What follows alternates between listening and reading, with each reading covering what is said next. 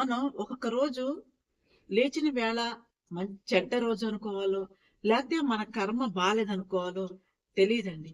కానీ పాపం కేరళలో ఒక సంఘటన జరిగిందండి.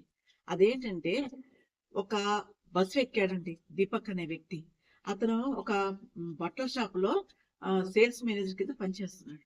అయితే ఉద్యోగరీత్యా రోజు అందరూ ఆటోలో వాటిలో వెళ్ళారు కదండి. అతను బట్టల షాపులో సేల్స్ మేనేజర్ కింద చేస్తున్నాడంటే మనం కొంతవరకు అంచనా వేయొచ్చు. అతని జీతం ఎంత, అతను ఏంటనేది. అయితే పాపం అందరిలాగే క్యాజువల్ గా అతను బస్సు ఎక్కాడు. కేరళలో బస్సులు ఎలా రష్ గా ఉంటాయి. కేరళనే కదండి, మనం ఎన్ని సిటీ బస్సులు వేసినా సరే దానికి ఉండే రష్ దానికి ఉంటుంది. అలాగే మెట్రో ట్రైన్స్ ఎన్ని వేసినా సరే దానికి ఉండే రష్ దానికి ఉంటుంది. ఎందుకంటే మార్నింగ్ అందరికి టైంకి ఆఫీస్కి చేరాలి, టైంకి ఇక్కడ చేరాలి అని చెప్పేసి ఎవరి టెన్షన్ లో ఎవరి పనుల్లో వాళ్ళు ఆ పని కోసం అక్కడ రీచ్ అవ్వడానికి ప్రయత్నిస్తూ ఉంటారు. అలాగే దీపక్ కూడా పాపం తెలీదు, అతను రెగ్యులర్ గా వెళ్ళే సిటీ బస్సు అతను ఎక్కాడు. ఎక్కిన తర్వాత అయితే ఈ దీపక్ అని అతను సిటీ బస్ ఎక్కాడండి. ఆ బస్సు ఎంత రష్ గా ఉందంటే అసలు చాలా కష్టంగా ఉందన్నమాట. అయితే పాపం అసలు ఎలా అంటే మన జేబులోంచి టికెట్ తీసుకుని డబ్బులు ఇవ్వడానికి కూడా కష్టమైన రష్ గా ఉందన్నమాట. అయితే దీపక్ పక్కన ఒక లేడీ ఉందన్నమాట. అయితే ఆ లేడీ ఏం చేసింది, సెల్ ఫోన్ పట్టుకుని ఇలా తీస్తుందన్నమాట. తీస్తుంటే అతను అసలు వెనకాల అతని వెనకాల ఒక లేడీ ఉన్నట్టు కూడా అతను గమనించలేదు. ఎందుకంటే పాపం క్యాజువల్ గా నిలబడ్డాడు పట్టుకుని. అయితే తెలిసో తెలియకో ఆ అబ్బాయి చేయి తగిలింది.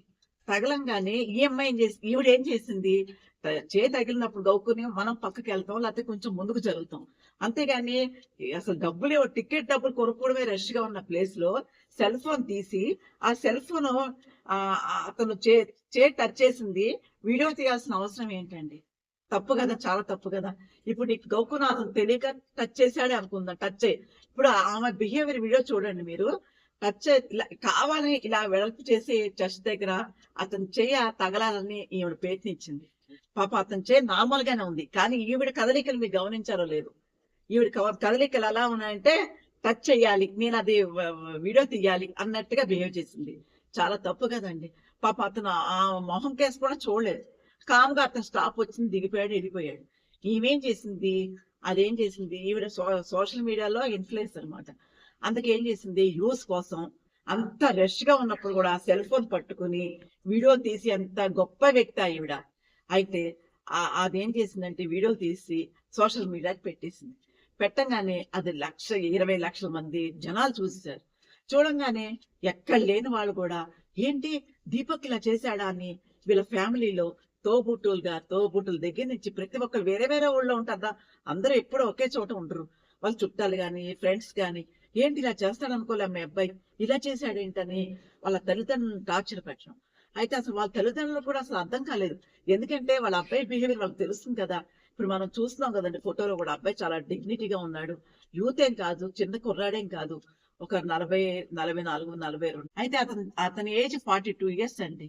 ఇప్పుడు 18 ఏళ్ళ అబ్బాయి 20 ఏళ్ళ అబ్బాయి అలా చేశాడంటే కొంతవరకు మనం ఆలోచించాలి, కావాలని చేశాడేమో అని. పాప అతను ఒక కుటుంబాన్ని పోషిస్తూ తన జాబ్ కోసం టెన్షన్ గా వెళ్తున్నప్పుడు ఏ అమ్మాయిని టచ్ చేద్దాం అన్న ఉద్దేశంతో ఎవరు ఉండరు. అలాంటప్పుడు అంత రష్ గా ఉన్న బస్సులు ఎక్కడో ఈవిడ తప్పు.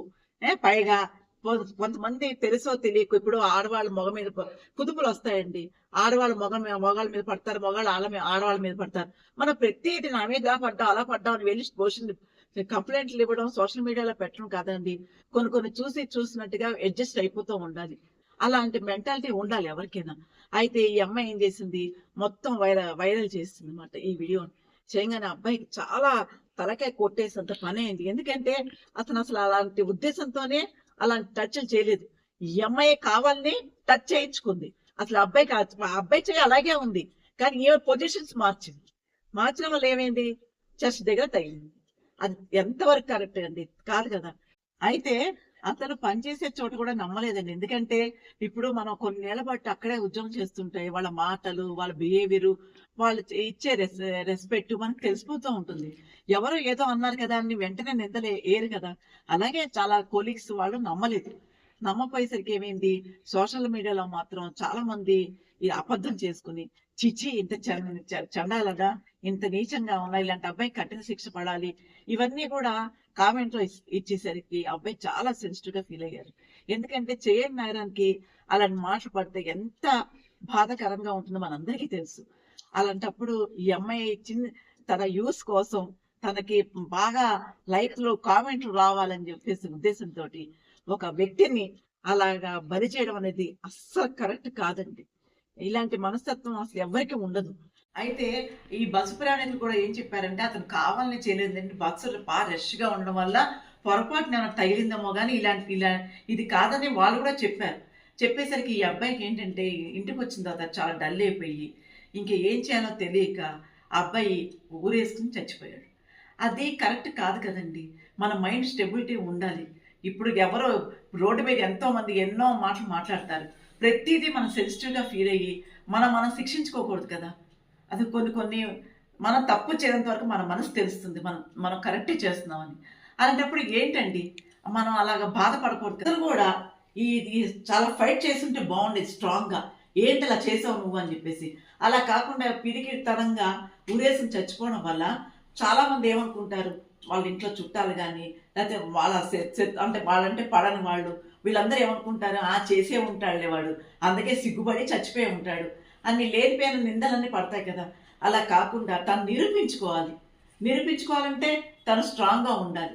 అలా కాకుండా ఇవన్నీ మనసులో పెట్టుకుని చిచ్చి అని చెప్పేసి తను చనిపోవడం అనేది కరెక్ట్ కాదు కదండి.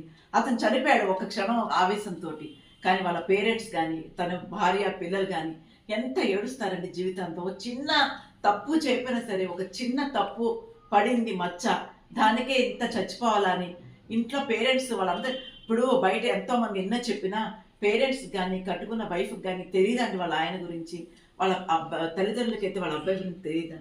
అప్పుడు అనుకోవాలి, మా ఇంట్లో వాళ్ళకి నేనంటే చాలా తెలుసు, ఎన్ని అనుకుంటే ఏంటి, నాకు తెలుసు నా మనసుకి. అందరూ చెప్తున్నారు ఈ సోషల్ మీడియా యూస్ కోసం ఇలా చేయడం తప్పమ్మా అని.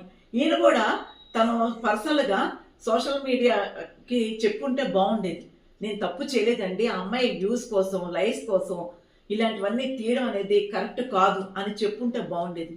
అలా చెప్పకుండా పాపం ఆయన చనిపోవడం అనేది నాకు చాలా బాధగా అనిపిస్తుంది. ఫ్రెండ్స్ మరి దీని గురించి మీరు ఏమనుకుంటున్నారో నాకు కూడా తప్పకుండా కామెంట్లో పెట్టండి. ఎందుకంటే నా అభిప్రాయం చెప్పాను, చచ్చిపోవడం అనేది కరెక్ట్ కాదని.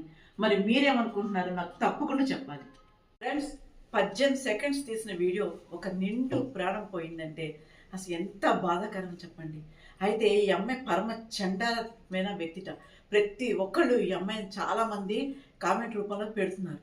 అయితే ఈ అమ్మాయి సోషల్ మీడియాని తర్వాత ఏమో ఇన్స్టాగ్రామ్ని అన్ని మొత్తం క్లోజ్ చేసేసి దుబాయ్ వెళ్ళిపోయిందిట. అయితే ఈ పోలీసులు ఏం చేస్తున్నారంటే ఈ అమ్మాయి కోసం వెతుకుతున్నారు. అయితే ఇంకా కొన్ని ఆధారాలు ఏమైనా దొరుకుతున్నాయేమో అని కూడా ఎంక్వైరీ చేస్తున్నారు. ఈ అమ్మాయి అసలు ఇప్పుడు సోషల్ మీడియాలో చాలా మంది ఉంటారండి, అది ఏంటంటే వాళ్ళకి సంబంధించినవి, లేకపోతే ఏదైనా సినిమాకి వెళ్ళినట్టు, లేకపోతే ఆ సినిమాలో ఇలా జరిగినట్టు ఏవో వాళ్ళ కుటుంబం గురించి పెట్టుకుంటారు. కానీ మరీ ఇంత చండాలంగా ఇంత దారుణంగా ఒక అబ్బాయి అబ్బం శుభం తెలియని అబ్బాయి దగ్గర ఇంత నిందలేసి అసలు చాలా తప్పు చేసిందండి. అసలు అమ్మాయిల్లో ఇలాంటి వాళ్ళు ఉంటారా? అందుకేనండి ఎప్పుడైనా సరే ఏనప్పటికీ మనం మైండ్ని మాత్రం చాలా ఇదిగా పెట్టుకోవాలండి, స్ట్రాంగ్గా పెట్టుకోవాలి. ఎప్పుడైతే మన మైండ్ వీక్ అయిందో తెలియకుండానే అన్ని నిందలు మనకే వస్తూ ఉంటాయి. ఎప్పుడైతే మనం స్ట్రాంగ్గా పెట్టుకుంటే నిందలు కూడా దూరం అయిపోతాయి. అందులో మనం అంటే ఇష్టం లేని వాళ్ళు చాలామంది ఉంటారు కాబట్టి వాళ్ళు ఏంటంటే అవకాశం ఎప్పుడు వస్తుందా, ఎప్పుడు గుచ్చుదామా, ఎప్పుడు పొడుద్దామా, ఎప్పుడు తిడదామా అన్న ఎదురు చేసే వాళ్ళు చాలామంది ఉంటారు.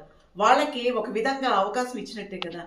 అయితే అసలు అలాంటి అవకాశాలు నిజంగా వచ్చినా సరే మనకి మనమే సర్ది చెప్పుకొని మనం ఏ తప్పు చేయలేదు నమ్ముతో నిలబడాలండి, ధైర్యంగా నిలబడాలి. అప్పుడే ఎక్కడైనా గెలుస్తాం. అదే మన యొక్క బిహేవియర్కి నాంది.